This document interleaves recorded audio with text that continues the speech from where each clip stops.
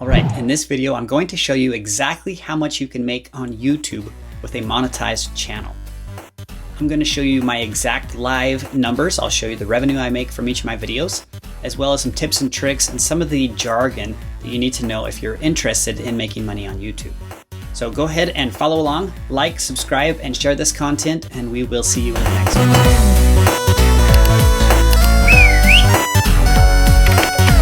So this question actually comes up quite a bit in the classroom, where I'll have students that are interested in learning more about how much money you can make on YouTube and exactly what that takes, what it entails, how many views, thresholds, things like that. So I'm going to try to demystify some of these things and show you some of the jargon, some of the industry terms, and exactly my own analytics, so you can kind of use that as a gauge for how big you'd need to build your channel in order to make YouTube a sustainable business. So let's jump right in, and I'll go over a few of these basics to get started. Now here I am inside of my dashboard. Now just a couple of things heads up. In order to receive monetization, or in other words, in order to run ads on your YouTube channel, you have to have at least 1,000 subscribers and at least 4,000 hours of what's known as watch time, so total watch time. As soon as you get above that threshold, you can apply for monetization from YouTube. Somebody will review your account and then either grant you monetization or not. So once you've gone through that process, then you can start running ads on your videos. Now there's all sorts of different ad types you can run on your videos. There's the short little ads that sort of pop up that you can just click the X to make them disappear. There's video ads that'll run. There's skippable video ads, non-skippable video ads, pre-roll, post-roll, all sorts of different things. And you can enable or disable those different types of ads on your videos. So here I'm looking at my analytics, and you'll see here that I've got, this is my most recent video that I published, I don't know, maybe 3 weeks ago or something. And what I want to show you is I'm in the revenue tab here. So you can see if I click on my overview, this video has 580 views. So it's got 65 hours of watch time. I've gained 11 subscribers from it, and I've made $1.86 on this video.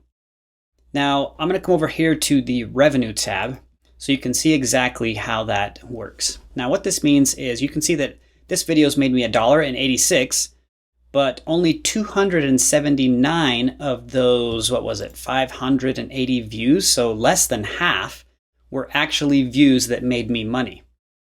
A monetized playback means a playback that actually showed ads. So YouTube doesn't show an ad to every single viewer on your video. And this is going to vary by your demographic, vary by your own user base. So for example, for my videos, because they're tech related and they're sort of tutorial related for web design and things like that, they're very popular all over the world. So I don't just have a strict US based audience. In fact, I would probably say the majority of my viewers come from in Asia and countries like that, India, where people are learning web design that may not have access to college and things like that. So in some of those countries that don't have a high GDP like the US does, YouTube might not even show an ad because an advertiser doesn't want to pay for a view from, some country on the other side of the world when they're trying to target a specific product in the US. So YouTube has the algorithm, of course, that determines which of your views will get ads. So you can see here, my estimated monetized playback is 279. So less than half of my views actually are getting ads. For some channels that are super focused, they may have the majority, 95% of all their views are monetized. So that's one important key metric when you're looking at this next number, which is the playback-based CPM. Now CPM is cost per mil. It's a term used in the advertising industry for like impressions and banner ads and things like that. This is basically an estimate of my CPM ratio. Now this CPM ratio is based on my actual views, not my monetized views. So the ratio here is actually much lower in actuality. In fact, in order to see the actual, what I call the actual CPM, not the CPM that YouTube shows you, you simply do a little division here, and I'll show you. So what I've done here is I've taken my money that I made, $1.89, and the monetized playbacks. So that's 279. But again, the monetized playbacks is kind of irrelevant because you can't control that. So what I'm going to do instead is I'm going to pull the number that is my overall views. So views 580 So I'm going to switch this to my 580. So all we're going to do here is we're going to say equals $1.89 divided by 580. And that's giving me 0.0032. So that's basically my money or money per view ratio. So for every single view, I'm earning roughly 0.003 cents. Okay, so now that we have that money per view, I can times that by 1,000. That's what the CPM, M is the Latin for mil, which is 1,000. So 1,000. So then I can come over here and I can say equals this 0.0032 multiplied by my 1,000, and that gives me 3.25. This number, 3.25, is my CPM. So for every 1,000 views on YouTube, I will make $3.25. So that's my actual CPM. Again, this one they show you in the dashboard. People see that all the time and they're like, whoa, I'm making a really high CPM. No, you're not making anything near that, right? You're making a much, much lower CPM ratio. Now, average on YouTube is between, I would say, $3 and $5 per 1,000 views on a CPM ratio. And that's just an average number.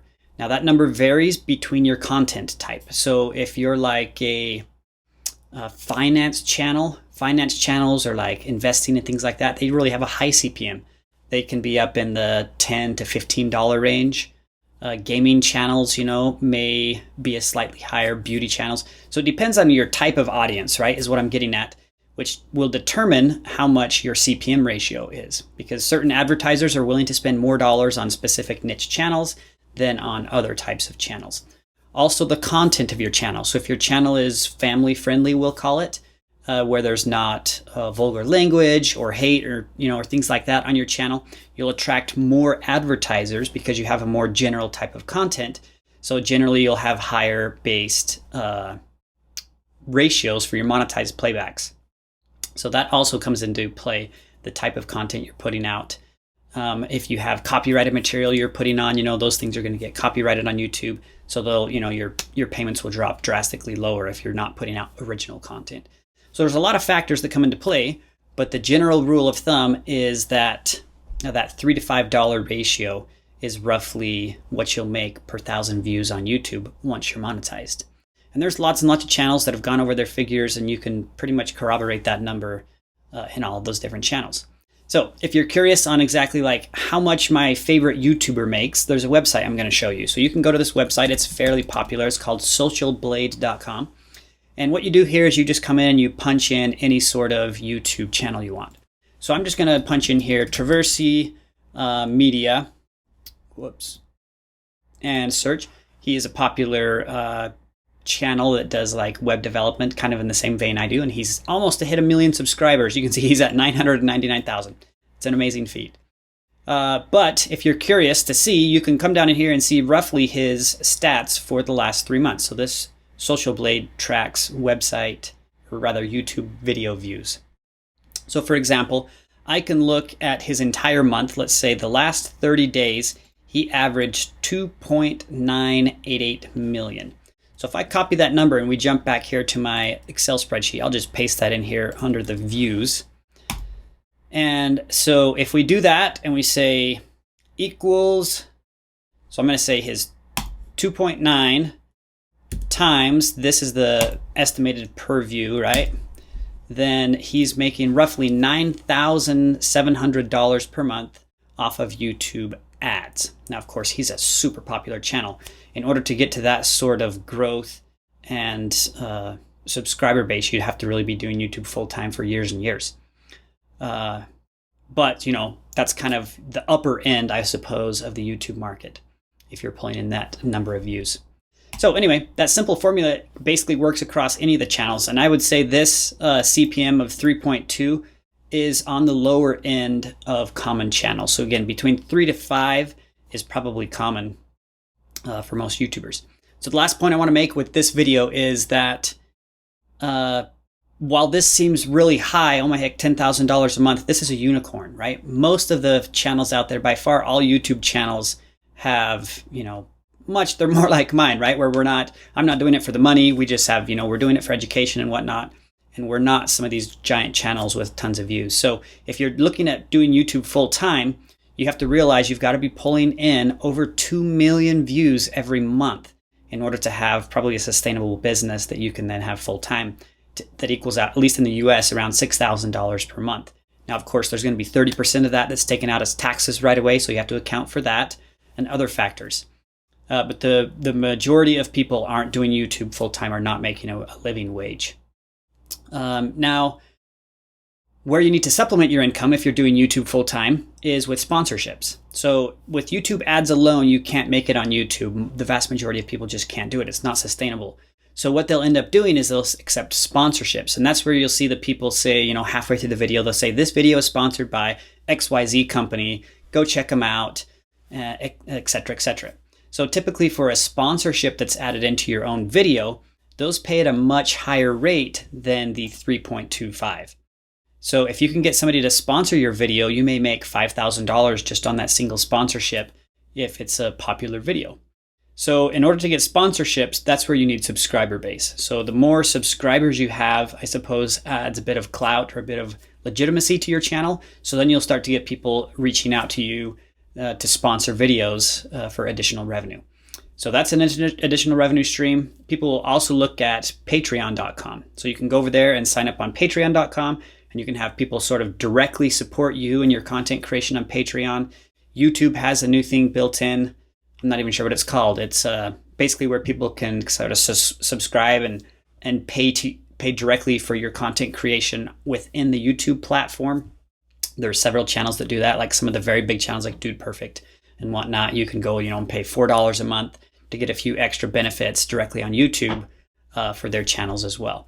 So that's another revenue stream. And typically people who are doing YouTube full time are doing all of those. They're doing Google ads, they're doing the video ads, they're doing sponsorships, they're doing Patreon, they're doing merchandise. So they'll set up a web store where they're selling, t-shirts and merchandise with their logo and things like that on them. And all of those things are really requisite if you want to be able to realize the full potential on YouTube and be able to do it full time. So that's just a couple of the numbers here as far as how the CPMs and all those different metrics work. The one thing I would say that pays the most dividends in the end on YouTube is viewer time. So if you've watched all the way to the end of this video, then you're an ideal customer for YouTube. So if you put on a video on YouTube, the longer the viewer views or stays engaged in that video, the more YouTube will recommend that video to other people. And you can see exactly where all that traffic comes from in some of the metrics on YouTube. So you can see, and I'm not going to go into detail here, but you can come down into the analytics and see exactly all of the metrics for where people came to your video. So you can see YouTube will tell you most of the traffic was from the shared, right? Or maybe it was from the recommended, or maybe they featured it on the homepage, or maybe it was in a playlist. So the longer you can engage your audience in a video, then YouTube's going to share and share and share that content with more and more people, and your views will just skyrocket on the video. So making engaging content that holds the length of the view all the way to the end is the #1 way to get views and subscribers on YouTube. So if you can do that on your videos consistently, then you've found the formula, and best of luck. So I hope these tips and tricks have helped you out, or at least kind of gave you an idea of kind of the ins and outs of the financial side behind of YouTube. Anyway, like, subscribe, share the content, and we will see you in the next one.